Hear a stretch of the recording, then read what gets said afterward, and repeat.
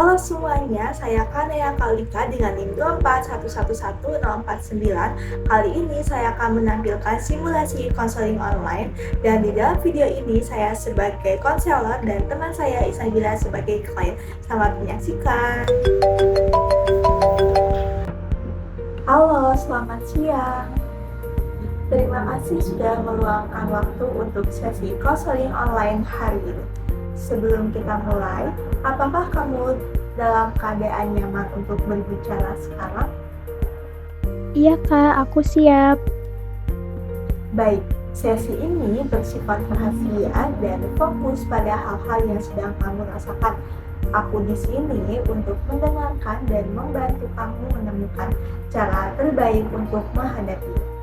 Kamu boleh cerita dengan santai saja apa yang membuat kamu ingin mengikuti sesi konseling hari ini. Akhir-akhir ini aku stres banget Kak, tugas kuliah banyak, deadline-nya berdekatan, aku sering buka media sosial buat refreshing, tapi malah jadi tambah capek. Jadi, kamu ngerasa stres karena tugas kuliah yang menumpuk dan media sosial yang seharusnya jadi hiburan malah memperburuk keadaan, begitu. Betul banget, kadang lihat teman-teman yang kayaknya produktif banget, aku jadi ngerasa nggak sebaik mereka. Aku bisa paham, melihat pencapaian orang di media sosial memang bikin kita ngerasa tertinggal, padahal belum tentu mereka benar-benar seproduktif itu.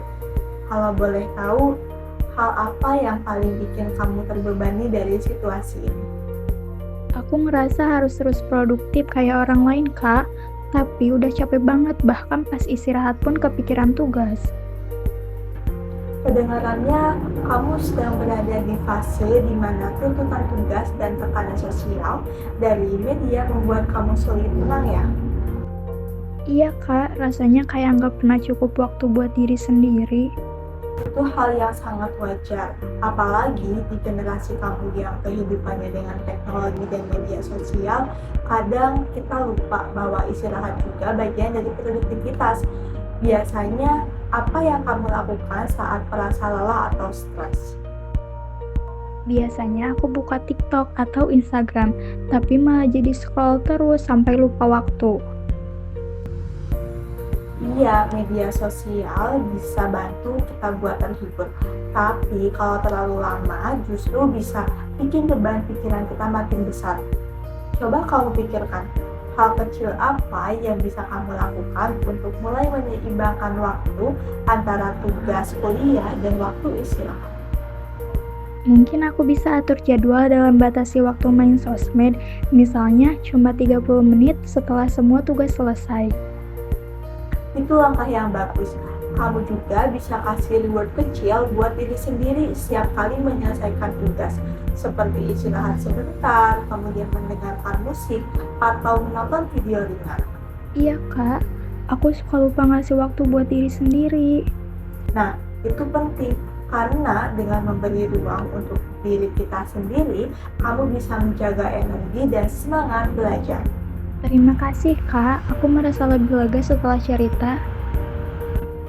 Sebelum kita akhiri, aku ingin apresiasi kamu karena sudah berani cerita dan refleksi tentang apa yang kamu rasakan. Itu langkah yang sangat baik. Untuk ke depan, kamu bisa mulai dengan 3 hal. Yang pertama, menyusun jadwal belajar yang realistis. Yang kedua, mengurangi waktu di media sosial. Yang ketiga, meluangkan waktu untuk hal yang kamu sukai. Kalau nanti stresnya muncul lagi, jangan ragu untuk berbagi dengan konselor atau teman yang kamu percaya ya. Siap Kak, terima kasih banyak. Sama-sama, aku senang kamu merasa lebih tenang.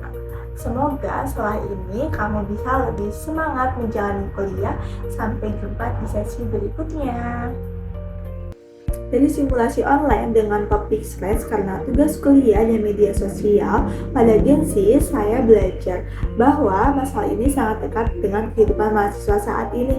Banyak dari mereka yang tertekan karena tugas yang menumpuk dan perbandingan di media sosial.